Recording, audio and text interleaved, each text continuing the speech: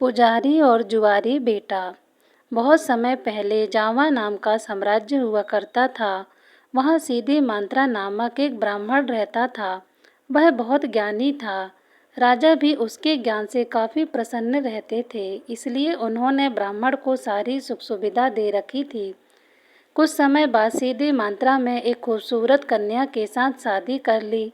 विवाह के कुछ समय बाद उन्हें एक बेटा हुआ जिसका नाम मानिक रखा गया। सीधी मांत्रा का बेटा मानिक जैसे जैसे बड़ा होता गया, उसकी भी बुद्धि अपने पिता के जैसे बढ़ती चली गई। मानिक के ज्ञान से राजा भी काफ़ी प्रसन्न रहते थे। धीरे धीरे कर मानिक को पूरे राज्य में अपने पिता के जैसा सम्मान मिलने लगा। इतनी अच्छाइयाँ होने के साथ साथ मानिक की एक बुरी आदत थी, वह दिन रात जुआ खेलता था। इस खेल में वह ऊंची बोली लगाने के बावजूद भी हार जाता था। धीरे धीरे करके उसने अपने माता पिता की सारी संपत्ति जुए में बर्बाद कर दी। यही नहीं, इस खेल के चलते उसने कई गांव वालों से भी उधार लेना शुरू कर दिया। यह सब देख उसके माता पिता काफ़ी दुखी रहते थे।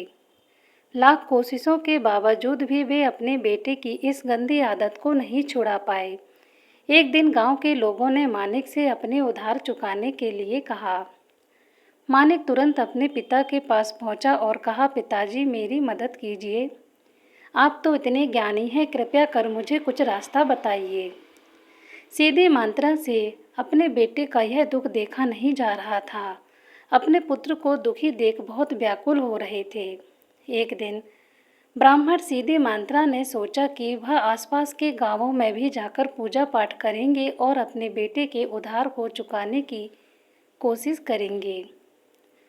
हालांकि सीधी मांत्रा के मन में यह चिंता हमेशा रहती थी कि पूजा पाठ करके बेटे के उधार के सारे पैसे उतार पाना नामुमकिन है।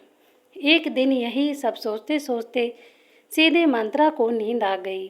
तभी उन्होंने सपना देखा कि पूर्व दिशा की ओर एक ज्वालामुखी पर्वत है, जिसमें एक बड़ा सा खजाना छुपा हुआ है। इसकी देखभाल नागा बेसुकी नाम का एक आदमी करता है। उसे सपने में यह पता चला कि उससे मदद मांगनी चाहिए। जब सीधी मांत्रा की नींद खुली तो वह काफ़ी चकित हुआ। उसने तुरंत सारी बातें अपनी पत्नी को बताई। सीधी मांत्रा की बात सुनकर उसकी पत्नी ने कहा कि एक बार हमें इस बारे में पता करना चाहिए, शायद हमें सच में मदद मिल जाए। उसने कहा, चलिए हम दोनों साथ चलते हैं। आखिरकार हमारे लाड़ प्यार ने मानिक को बिगाड़ा है। सीधी मांत्रा अपनी पत्नी की बात से राजी हो गया। अगली सुबह दोनों उस पर्वत की ओर जाने के लिए निकल पड़े। ज्वालामुखी पर्वत की ओर जाते समय सीधी मांत्रा और उसकी पत्नी दोनों को कई तरह के कष्ट झेलने पड़े, लेकिन उन्होंने सभी तकलीफ़ों को सहन किया और अंत में उस पर्वत के पास पहुँचे। वहाँ पहुँचकर ब्राह्मण ने मंत्र पढ़ते हुए घंटी बजाना शुरू कर दी। तभी वहाँ नागा बेसुकी नामक व्यक्ति उपस्थित हुआ। सीधी मांत्रा और उसकी पत्नी ने झुककर नागा बेसुकी को प्रणाम किया और अपनी परेशानी बताई। नागा बेसुकी शांत होकर उनकी बातें सुन रहा था। उसे पता था कि ब्राह्मण सीधी मांत्रा बहुत ज्ञानी और भगवान के बहुत बड़े भक्त हैं। वह अपने पुत्र के कारण काफ़ी कष्ट में है, इसलिए नागा बेसुकी में उनकी मदद के लिए अपने शरीर का एक हिस्सा झाड़ा, जिससे ढेर सारा धन, जेवर और सिक्के की बरसात होने लगी। इसके बाद नागा बेसुकी ने सीधी मांत्रा से कहा कि हे ब्राह्मण, आप अपनी ज़रूरत के हिसाब से धन ले जाएं। इतना कहते ही नागा बेसुकी वहाँ से गायब हो गए। इसके बाद सीधी मांत्रा और उसकी पत्नी ने अपनी ज़रूरत के हिसाब से धन बटोरा और नागा बेसुकी को धन्यवाद कहकर वहाँ से चले गए। इधर अपने घर पर माता पिता को ना पाकर मानिक चिंतित हो रहा था। दरअसल आधी रात को कभी भी उसके माता पिता घर से बाहर नहीं जाते थे। उसे डर था कि उसके माता पिता उसके कारण किसी मुसीबत में ना फंस गए हों, क्योंकि उन्होंने उसे वचन दिया था कि जब तक उसके उधार चुकाने के लिए कोई व्यवस्था ना कर ले वह घर नहीं लौटेंगे। तभी अचानक दरवाजे पर खटखटाहट की आवाज़ सुनाई दी।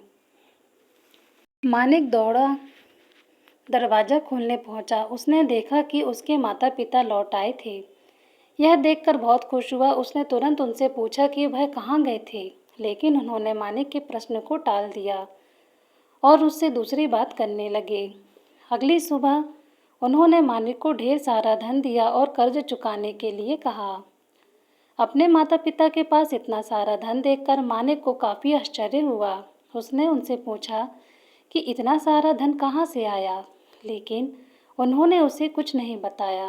अंत में मानिक को अपनी गलती का एहसास हुआ और उसने अपने माता पिता से माफ़ी मांगी और उन्हें वचन दिया कि अब वह दोबारा ऐसी गलती नहीं करेगा। इसके साथ ही वह अपने माता पिता के साथ पूजा पाठ में जुट गया। यह कहानी हमें सिखाती है कि हर किसी को अपनी गलतियों को सुधारने का मौका मिलना चाहिए, क्योंकि जो अपनी गलती सुधार लेता है वही एक अच्छा इंसान बनता है। यही मौका मानिक के माता पिता ने मानिक को दिया, क्योंकि गलत रास्ते पर चलने का सबक उसे मिल चुका था।